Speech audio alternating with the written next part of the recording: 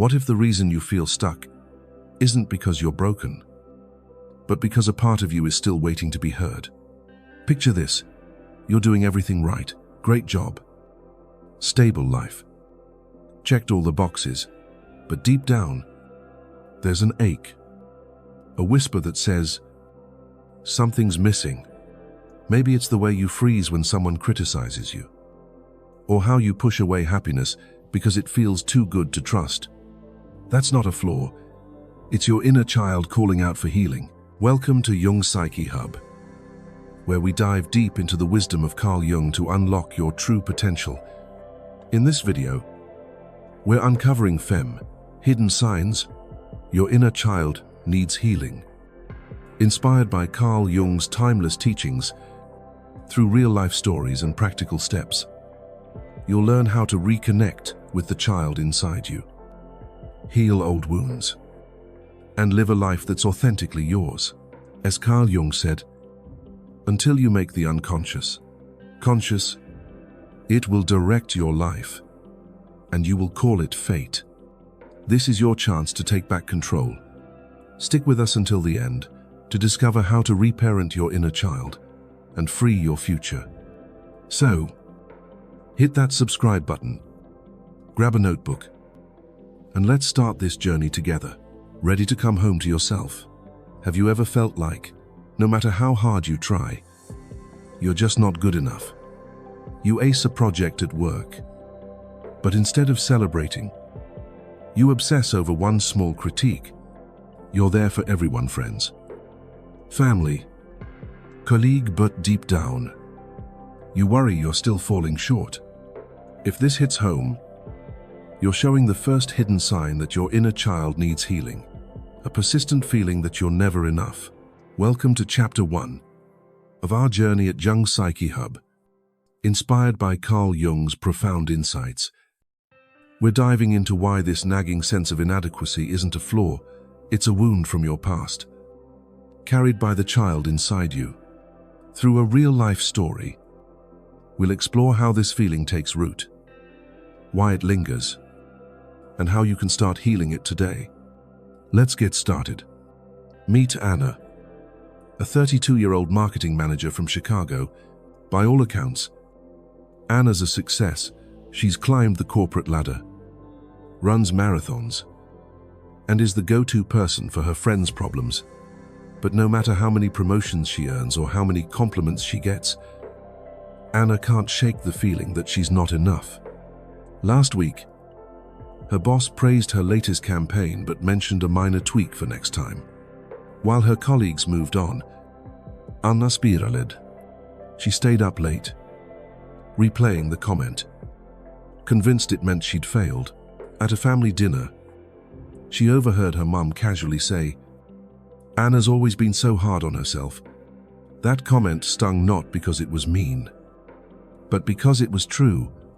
Anna's inner voice is relentless. You're not smart enough. You're not likable enough. You're not enough. This feeling isn't random, and it's not your fault. Carl Jung, the legendary psychologist, believed that our deepest wounds often form in childhood, stored in what he called the unconscious. For Anna, it started young. Her parents were loving but demanding, tying their approval to her grades or behavior.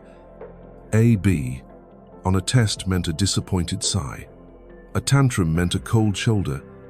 Anna learned early that love was conditional. She had to earn it. Over time, her inner child internalized a belief, "I'm only worthy if I'm perfect." That belief became a blueprint, shaping her adult self into someone who overworks, over-apologizes, and feels like she's always one mistake away from being found out. Carl Jung called these unconscious wounds complexes, emotional patterns that shape how we see ourselves and the world. If your inner child was taught that love, safety, or acceptance depended on being good enough, you might carry a complex that whispers, "You're not enough" in every challenge you face. Maybe you're like Anna, losing sleep over a small critique, Or maybe you avoid taking risks like applying for a dream job because you're convinced you'll fail. You might even sabotage your own success, like turning down a compliment or downplaying your achievements. Because deep down, your inner child doesn't believe you deserve them. Let's ground this in another scenario. Imagine you're at a social gathering, laughing with friends. Someone compliments your outfit, but instead of saying thank you, you deflect. Oh, this old thing later? You wonder why you couldn't just accept the praise. Or picture yourself at work, where you've poured your heart into a presentation. Your team loves it, but one colleague suggests a minor change. Instead of shrugging it off, you feel crushed, like you've let everyone down. These moments aren't about the present. They're echoes of your inner child, who learned that any flaw meant you weren't worthy of love. Carl Jung believed this sense of inadequacy is universal, but especially strong in those with rare, sensitive minds. He said, "The most terrifying thing is to accept oneself completely. If your inner child carries wounds from being criticized, ignored, or held to impossible standards, accepting yourself feels risky. It means facing the pain of those early moments." For Anna, it was the memory of her dad walking away when she didn't perform. For you, it might be a teacher who shamed you for a wrong answer, a parent who didn't show up when you needed them, or a friend who made you feel small. Those moments taught your inner child that you had to be perfect to be loved, and that belief still runs the show. So, why does this matter? Because that feeling of never enough isn't just a thought, it's a barrier. It keeps you from celebrating your wins, pursuing your dreams, or feeling safe in your own skin. But here's the good news. You can heal it. Healing your inner child starts with recognizing that this wound isn't yours to carry forever. It was handed to you by someone else's limitations, parents who didn't know better, teachers who were too harsh, or a world that demanded perfection. Carl Jung believed that by making the unconscious conscious, you can rewrite the story. How do you start? First, name the feeling. When that not enough voice creeps in, pause and acknowledge it.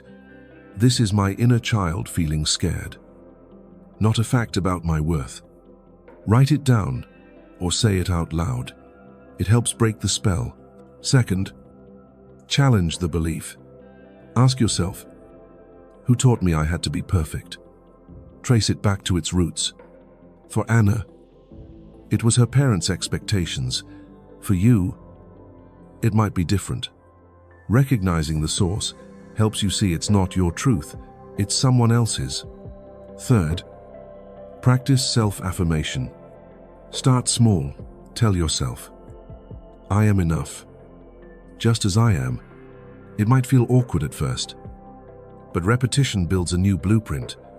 Finally, connect with others. Find a friend, therapist, or community like Jung Psyche Hub, where you can share your story and feel seen. Healing happens when you're witnessed, not judged. Let's look at how Anna began her journey. After that sleepless night obsessing over her boss's critique, she started journaling. She wrote about her childhood, remembering how her parents' approval hinged on her achievements. She realized her not enough feeling wasn't about her work. It was about her inner child. Still seeking validation, she began practicing self-compassion, whispering to herself, "You did your best, and that's enough." Over time, she stopped over-apologizing and started accepting compliments. It wasn't instant, but each step made her feel lighter, like she was finally letting her inner child breathe.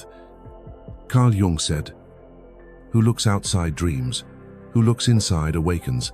Your feeling of never enough isn't a life sentence. It's a signal that your inner child is waiting for you to see them, to love them, to tell them they're enough. By starting this journey, you're not just healing your past, You're unlocking a future where you can shine as your true self. But this wound can show up in other ways, like avoiding conflict at all costs. Let's explore that in the next chapter. Do you ever find yourself saying yes when you want to say no? Just to keep the peace. Maybe you stay quiet during an argument, even when you're burning inside. Or you apologize for something that wasn't your fault, all to avoid a fight. If this sounds familiar, you're showing the second hidden sign that your inner child needs healing, an intense fear of conflict. Welcome to Chapter 2 of our journey at Jung Psyche Hub. Drawing on Carl Jung's profound wisdom, we're diving into why your instinct to avoid conflict at all costs isn't a sign of weakness. It's a wound from your past, carried by the child inside you. Through a real-life story, we'll explore how this fear takes root, why it holds you back, and how you can start healing it to reclaim your voice. Let's dive in. Meet Mark, a 35-year-old high school teacher from Seattle. Mark is everyone's favorite colleague, always agreeable, always ready to help. But last month, during a team meeting, his principal suggested a new curriculum plan that Mark knew wouldn't work for his students. His gut screamed to speak up, but he froze. Instead of sharing his concerns, he nodded along, forcing a smile. Later, alone in his car, he felt a familiar knot in his stomach, anger at himself for staying silent. At a family barbecue, the same thing happened. His brother made a snide comment about Mark's career choice, and though it stung, Mark laughed it off, changing the subject. Deep down, he felt like a coward, wondering why he couldn't stand up for himself. This avoidance isn't random, and it's not your fault. Carl Jung, the legendary psychologist, believed that our behaviors as adults are often shaped by wounds from childhood, stored in what he called the shadow, the parts of ourselves we hide to feel safe. For Mark, this fear of conflict started young. Growing up, his father had a temper. When Mark expressed his feelings like crying over a bad day, he was met with shouting or dismissal. Stop being so sensitive. To survive, Mark's inner child learned that speaking up meant danger, that conflict could lead to rejection or punishment. So, he adapted, becoming the good kid who never rocked the boat. That adaptation followed him into adulthood, turning him into someone who avoids conflict at all costs, even when it means silencing his own truth. Carl Jung taught that the shadow holds not just our fears but also our unexpressed strengths. If your inner child learned that conflict was unsafe, you might carry a shadow belief that speaking up will lead to abandonment or chaos. This shows up in small ways. Maybe you agree to extra work to avoid saying no to your boss, or you let a friend's hurtful comment slide because arguing feels too risky. It can also show up in bigger ways, like staying in a toxic relationship or job because confronting the issue feels like stepping into a minefield. You're not weak. You're protecting the child inside, who once felt unsafe expressing their needs. Let's paint a picture. Imagine you're at a dinner with friends, and someone makes a joke at your expense. It stings, but instead of calling it out, you laugh along, pretending it's fine. Later, you replay the moment, wishing you'd said something, or picture yourself in a work meeting where a colleague takes credit for your idea. Your heart races, urging you to speak, but you stay quiet, telling yourself it's not worth the fight. These moments aren't just about the present, they're echoes of your inner child, who learned that conflict meant losing love, safety, or approval. Here's another example. Emily, a 29-year-old graphic designer, always prided herself on being easygoing. But when her roommate repeatedly left dishes in the sink, Emily said nothing, even though it frustrated her. One day, Her roommate snapped at her for being too quiet, and Emily apologized. Despite being the one upset, that night, she journaled and realized her avoidance came from childhood. Her parents fought constantly, and speaking up made her feel like she was adding to the chaos. Like Mark, Emily's inner child learned that silence was safer than conflict. Carl Jung believed that avoiding conflict is a survival mechanism, not a flaw. He said, "What you resist not only persists but will grow in size. By suppressing your voice to avoid conflict, you're not just protecting your inner child, you're keeping them stuck." That fear of confrontation holds you back from setting boundaries, expressing your needs, or standing up for what you believe in. It can make you feel like you're living half a life, always compromising to keep others comfortable. So, how do you heal this? First, acknowledge the fear. When you feel the urge to avoid conflict, pause and notice it. This is my inner child, feeling unsafe. Naming it helps you separate the past from the present. Second, start small. You don't need to confront everyone at once. Practice saying no in low-stakes situations, like declining an extra task at work or politely disagreeing with a friend's opinion. Third, reframe conflict. Instead of seeing it as a threat, view it as a way to honor your inner child's voice. Carl Jung saw conflict as a path to growth, a way to integrate the shadow and reclaim your strength. Fourth, seek safe spaces. Share your feelings with a trusted friend, therapist, or community like Jung Psyche Hub, where your voice is valued, not judged. Let's see how Mark began his healing. After that frustrating meeting, he started small. He wrote down what he wished he'd said to his principal. Then, he practiced with a close friend, sharing a small disagreement about weekend plans. It felt scary, but his friend listened, and Mark felt a spark of confidence. He also joined a therapy group, where he learned to see conflict as a way to protect his inner child, not endanger them. Over time, he spoke up at work, setting boundaries with his principal.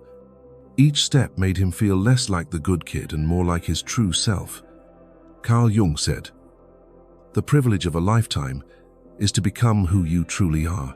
Avoiding conflict might have kept your inner child safe once, but now it's keeping them silent. By facing this fear, you're not just healing your past, you're giving your inner child the courage to speak. But this wound can show up in other ways, like putting everyone else's needs before your own. Let's explore that in the next chapter. Do you ever say yes to helping someone, even when you're exhausted, just because you can't bear to let them down? Maybe you drop everything to fix a friend's problem, or you stay late at work to cover for a colleague, all while your own needs pile up. Ignored. If this feels all too familiar, you're showing the third hidden sign that your inner child needs healing, a tendency to over-prioritize others' needs above your own. Welcome to Chapter 3 of our journey at Jung Psyche Hub. Guided by Carl Jung's profound wisdom, we're diving into why you put everyone else first, how this pattern stems from childhood wounds, and how you can start nurturing your inner child to live a life that honors you. Through a real-life story and practical steps, we'll uncover the roots of this behavior and how to break free. Let's get started. Meet Sarah, a 30-year-old nurse from Boston. Sarah is the person everyone turns to her. Patients adore her. Her friends call her their rock, and her family relies on her to plan every gathering. But last week, Sarah hit a wall. A friend asked her to help move apartments on her only day off, and though she was drained from a 12-hour shift, she said yes. By the end of the day, she was physically and emotionally spent, snapping at her partner over a small misunderstanding. Alone that night, Sarah cried, not just from exhaustion but from a deeper ache. Why couldn't she say no? Why did she always put others first, even when it left her empty? This pattern isn't random, and it's not your fault. Carl Jung, the legendary psychologist, believed that our adult behaviors often reflect wounds from childhood, stored in what he called the unconscious. For Sarah, it started young. Her mother struggled with depression, and as a child, Sarah learned to be the good girl who kept the house running. If she needed attention, like time to play or someone to listen, her mother would withdraw, leaving Sarah feeling like her needs were a burden. To feel loved, Sarah's inner child adapted, learning that putting others first was the only way to secure connection. That belief became a blueprint, shaping her into an adult who sacrifices her own needs to feel worthy. Carl Jung called this a complex, an unconscious pattern that drives our actions. If your inner child learned that love or safety depended on being selfless, you might carry a complex that says, "Me needs don't matter." This shows up in everyday moments. Maybe you agree to take on extra work despite being overwhelmed, or you stay in a one-sided friendship because you fear disappointing someone. It can also show up in bigger ways, like neglecting your health or dreams to care for others, leaving you resentful but unsure why. You're not a pushover. You're protecting the child inside who once felt that their needs were too much. Let's bring this to life. Imagine you're at a family event, and your cousin asks you to watch their kids. Even though you've had a grueling week, you want to rest, but you say yes, worried they'll think you're selfish. Later, you feel drained, wondering why you couldn't prioritize yourself. Or picture yourself at work, where a co-worker asks for help on a project. You're already swamped, but you agree, telling yourself, it's just this once. But it's never just once. It's a pattern. These moments echo your inner child, who learned that saying no risked losing love or approval. Here's another example. David, a 27-year-old barista, was known for his generosity. When his sister needed money for rent, he gave her his savings, even though it meant skipping his own plans to enroll in a photography course. Growing up, David's parents praised him for being helpful but ignored his own needs. Like when he asked for art supplies as a kid, he learned that being needed was his ticket to belonging. Like Sarah, David's inner child carried a wound, the belief that his worth came from serving others, not from honoring himself. Carl Jung believed that over-prioritizing others is a survival mechanism, not a flaw. He said, "The most terrifying thing is to accept oneself completely." If your inner child was taught that your needs were a burden, accepting yourself means facing the pain of those moments when you were overlooked or dismissed. For Sarah, it was her mother's withdrawal. For David, it was his parents' focus on his helpfulness over his desires. For you, it might be a caregiver who shamed you for asking for help, a sibling who demanded your attention, or a teacher who made you feel selfish for wanting more. Those experiences taught your inner child that love was earned by putting others first, and that belief still shapes your life. Why does this matter? Because constantly putting others first doesn't just drain you, it disconnects you from your true self. It keeps you from pursuing your passions, setting boundaries, or even resting without guilt. You might feel resentful, burned out, or like you're living for everyone but yourself. But here's the hope: you can heal this wound. Healing your inner child starts with recognizing that your needs are not a burden, they're a birthright. Carl Jung's concept of reparenting teaches us to become the loving parent our inner child needed, offering the validation and care we didn't receive. How do you begin? First, notice the pattern. When you're tempted to say yes out of guilt, pause and ask, am I doing this for me, or to avoid disappointing someone? This awareness helps you see your inner child's fear. Second, practice saying no. Start small. Decline a small request. Like, I'd love to help, but I need to rest today. It feels uncomfortable, but it's a gift to your inner child. Third, prioritize self-care. Set aside time for something that nourishes you, reading, a walk, or even a nap. Treat it as non-negotiable, like you would for someone else's needs.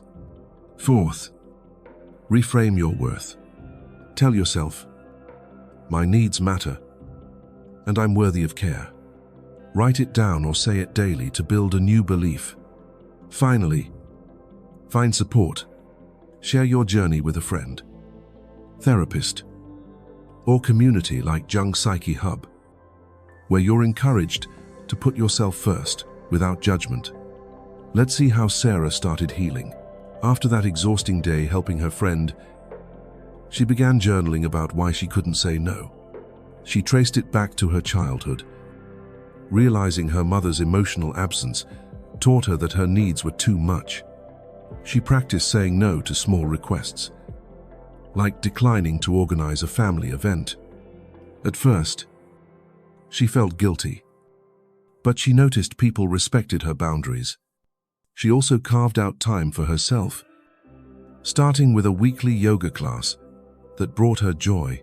Slowly, she began to feel less like the good girl and more like her true self, worthy of care.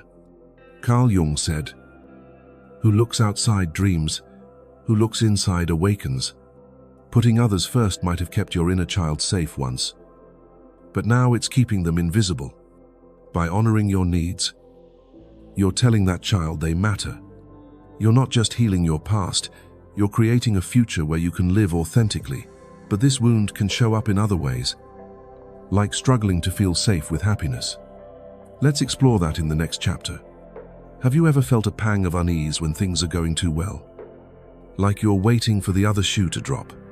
Maybe you land a big win, a promotion, a loving relationship, a perfect moment, but instead of soaking it in, you brace yourself for something to go wrong.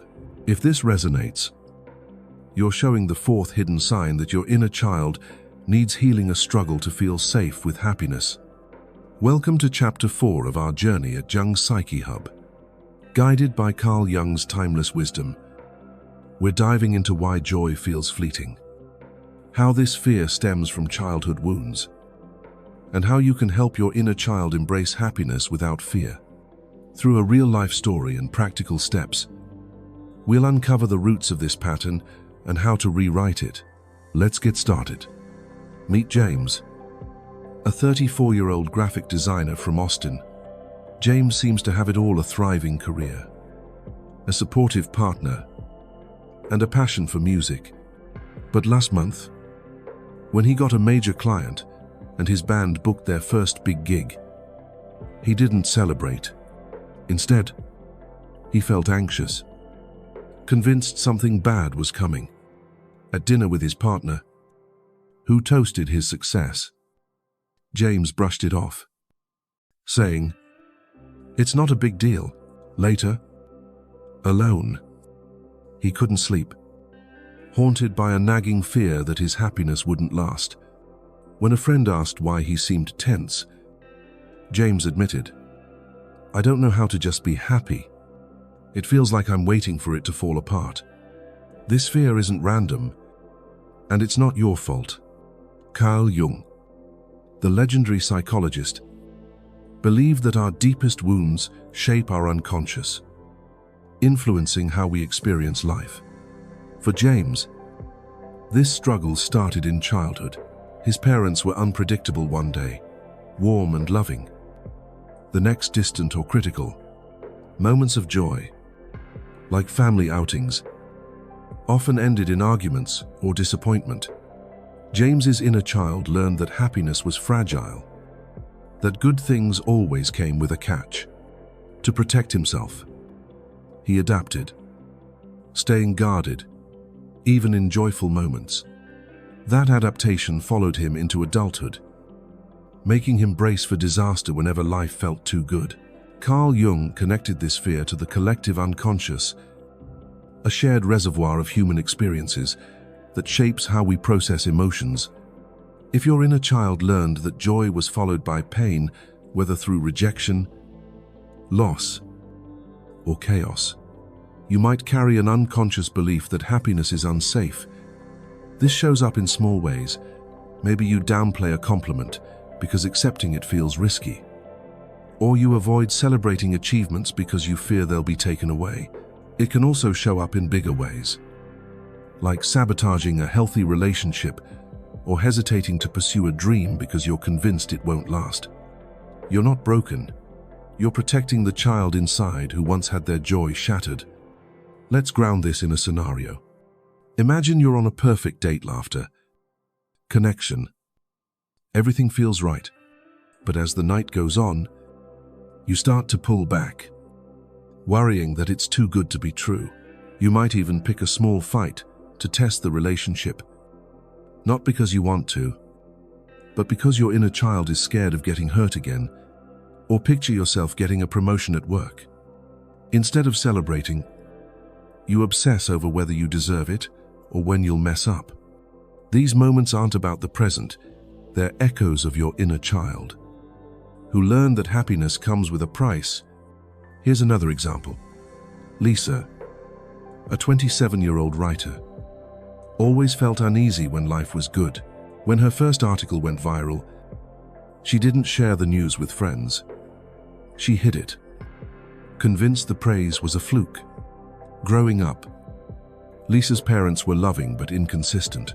Happy moments, like birthday parties, were often followed by fights or neglect. Her inner child learned to distrust joy, expecting it to vanish. Like James, Lisa's fear of happiness kept her from fully embracing her successes, leaving her stuck in a cycle of self-doubt. Carl Jung believed this struggle is a survival mechanism, not a flaw. He said, "What did you do as a child that made the hours pass like minutes? Therein lies the key to your earthly pursuits." If your inner child was taught that joy is temporary, embracing happiness feels like tempting fate. It means risking the pain of loss or disappointment. For James, it was the unpredictability of his parents' moods. For Lisa, it was the chaos that followed happy moments. For you, it might be a caregiver who dismissed your excitement, a loss that tainted a joyful memory, or a betrayal that made trust feel dangerous. Those experiences taught your inner child to guard against happiness, and that guard still shapes your life. Why does this matter? Because struggling to feel safe with happiness doesn't just steal your joy, it limits your life. It keeps you from savoring successes, building deep connections, or taking risks that could lead to growth. You might push away love, avoid opportunities, or feel guilty for feeling good, all because your inner child is bracing for pain. But here's the hope you can heal this wound. Carl Jung's concept of individuation teaches us to integrate our fears and reclaim our full selves, including the ability to embrace joy without fear. How do you start? First, notice the fear. When happiness feels uneasy, pause and acknowledge it. This is my inner child expecting something to go wrong. Naming it helps you separate the past from the present. Second, savor small joys. Practice staying present in happy moments. Savor a warm coffee, a kind word, or a sunny day. Start with 5 minutes a day to teach your inner child that joy is safe. Third, challenge the belief. Ask, who taught me happiness can't last? Trace it back to its roots and remind yourself that you're not that vulnerable child anymore. Fourth, create rituals of gratitude. Write down 3 things each day that brought you joy, no matter how small. This rewires your inner child to trust happiness. Finally, seek supportive spaces. Share your wins with a friend, therapist, or community like Jung Psyche Hub. where joy is celebrated, not questioned.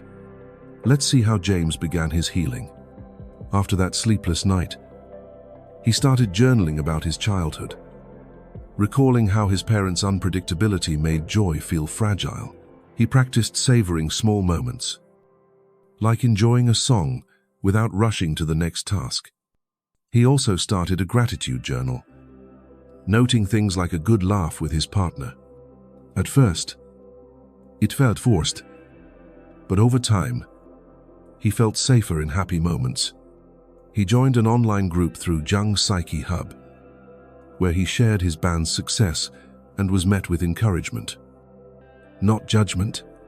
Slowly, he began to trust that happiness wasn't a trap, it was his to keep.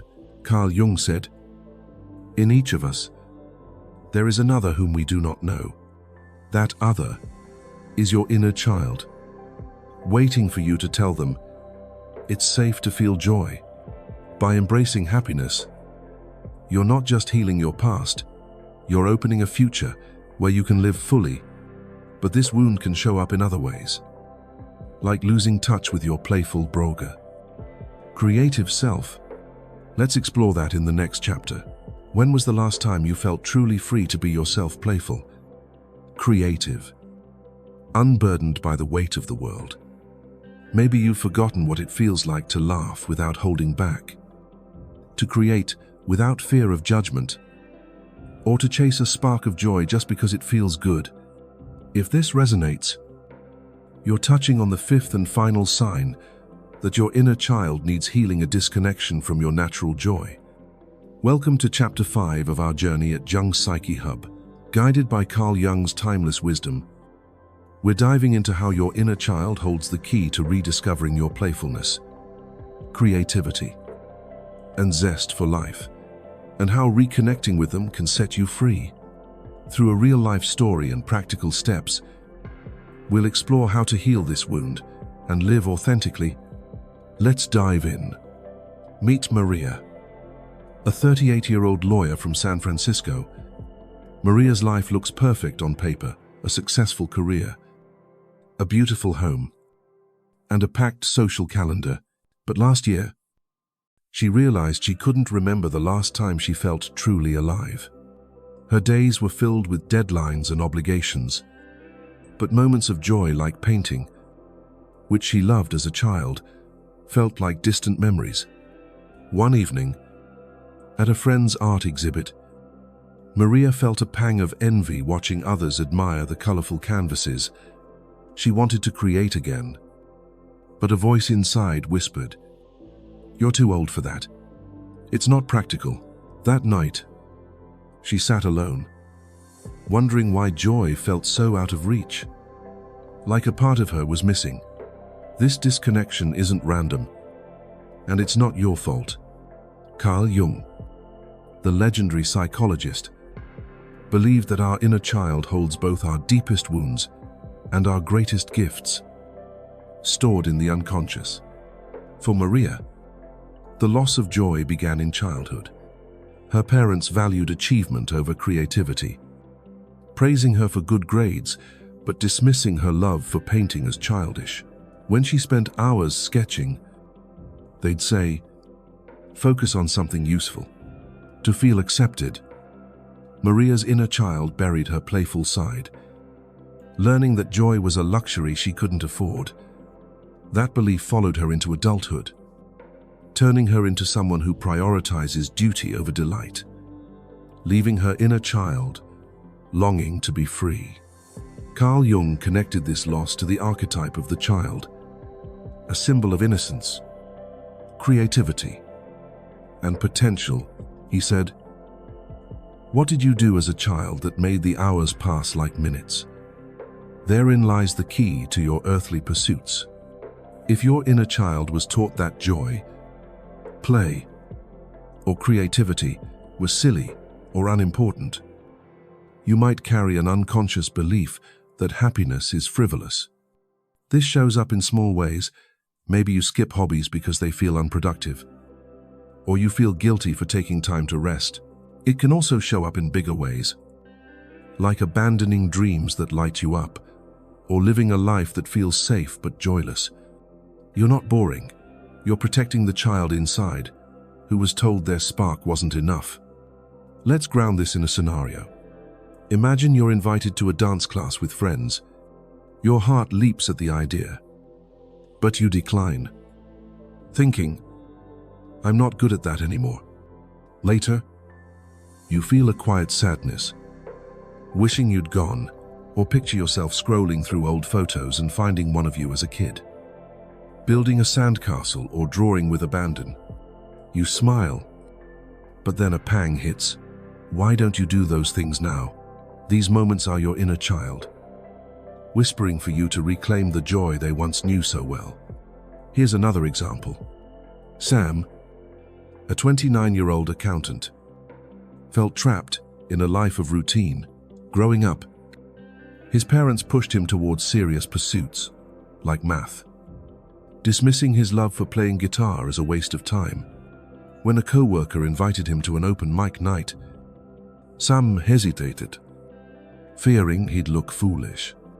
But the longing to play again tugged at him, a reminder of the kid who once strummed for hours. Like Maria, Sam's inner child was buried under expectations, yearning to reconnect with joy. Carl Jung believed that losing touch with joy is a survival mechanism, not a flaw. He said, "In each of us, there is another whom we do not know. That other is your inner child, holding your creativity and playfulness, waiting to be rediscovered." If you were taught to prioritize responsibility over joy, embracing your playful side feels risky. It means facing the pain of being told your passions didn't matter. For Maria, it was her parents' dismissal of her art. For Sam, it was the pressure to be serious. For you, it might be a teacher who mocked your creativity, a caregiver who called your play childish, or a culture that valued productivity over passion. Those moments taught your inner child to hide their joy, and that hiding still shapes your life. Why does this matter? Because disconnecting from joy doesn't just dim your spark, it limits your authenticity. It keeps you from pursuing passions, taking risks, or feeling alive in your own skin. You might feel stuck in a life that looks good, but feels empty. Or you might struggle to remember what makes you light up. But here's the hope: you can reclaim your joy. Carl Jung's concept of individuation teaches us to integrate all parts of ourselves, including the playful, creative child who still lives within. How do you start? First, listen to your longing. When you feel a tug towards something joyful, like dancing, painting, or even laughing with friends, don't dismiss it. That's your inner child calling. Second, try one small act of play. Pick something you loved as a kid: drawing, singing, or building something, and spend 10 minutes on it. No judgment, just fun. Third, challenge the belief. Ask, who told me joy isn't important? Recognize that those voices weren't yours, they were imposed on you. Fourth, create space for joy. Schedule time for activities that light you up, like a weekly art class or a walk in nature, and treat it as sacred. Finally, connect with others. Join a community like Jung Psyche Hub, where your creativity is celebrated, not judged, and share your rediscovered joys. Let's see how Maria reclaimed her joy.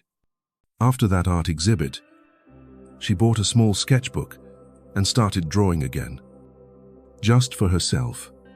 At first, she felt silly, but each stroke brought back memories of her childhood freedom. She joined a local painting class, where she met others who valued creativity. Slowly, she began to feel alive again, not just as a lawyer, but as an artist. Her inner child wasn't just healed, she was set free to create without fear. Sam, too, took a step. He went to that open mic night, playing a song he wrote as a teen.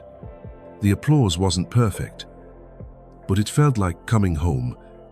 Carl Jung said, "The privilege of a lifetime is to become who you truly are." Your inner child's joy isn't lost, it's waiting for you to reclaim it. By rediscovering play and creativity, you're not just healing your past, you're building a future where you shine as your true self. Let's wrap this journey up in our final chapter, where we'll bring it all together and show you how to keep healing your inner child.